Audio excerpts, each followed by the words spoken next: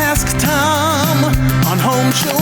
Sean from Wellington, Colorado needs a little he shed help. Well, that's because you've heard about she sheds. Well, apparently they're building a he shed for him, a 10 by 10 one, a gable roof with lofted in the backyard. That kind of shed is what they're building, so he can go out there literally with his laptop. Sean writes, it will be an office for me and my laptop.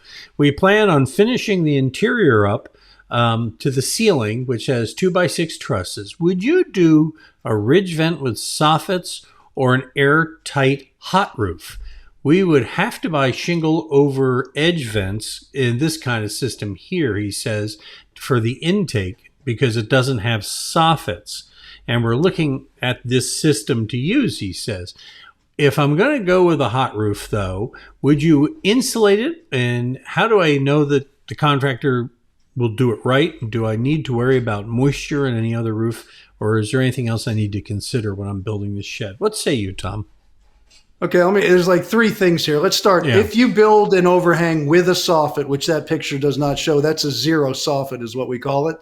Which is not always the best, because not only do we have not soffits for vents, but it doesn't protect the walls from the rain runoff and things like that. So there's a lot of reasons to think about having a soffit. But if you have a soffit, continuous soffit vents, ridge vents, make sure you have some kind of attic space, even if it follows the line of the interior of the roof. So you have some insulation, a little airspace. If you're in certain parts of the country, Colorado, probably not so much. You would put a radiant barrier. I wouldn't bother in Colorado because you're going to have higher R values. But you do leave a little airspace, let it breathe, and that's the simplest way to do it.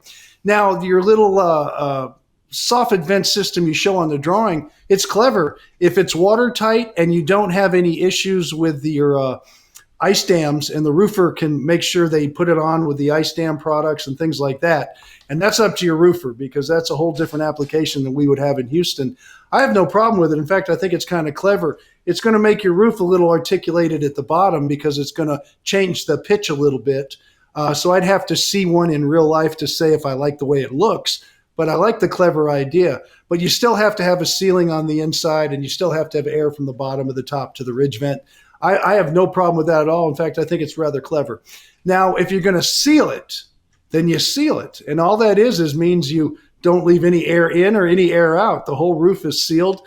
You're not sealing it like a jar, a mayonnaise jar, but you're sealing it just so air doesn't move through it. And then you pack it full of insulation, and you live with that, and you get the R value you want. And believe it or not, that will work too. And that's not a bad application in the Colorado area. So you have three ways of doing it, and all are going to work. But the R value is going to be pretty great in Colorado, because you say, well, it's just you and your computer, but at the same time, you're still going to want heat and stuff. It gets really cold there.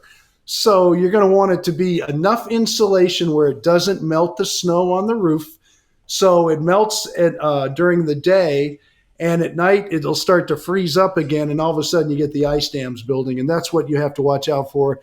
And if you live in Colorado, you know more about that than I do, but that's what you have to be careful about. So the insulation probably has to be at least an R42 in that part of the country, but check your local insulation values. But I'm going to assume it's around R42 minimum. Mm-hmm.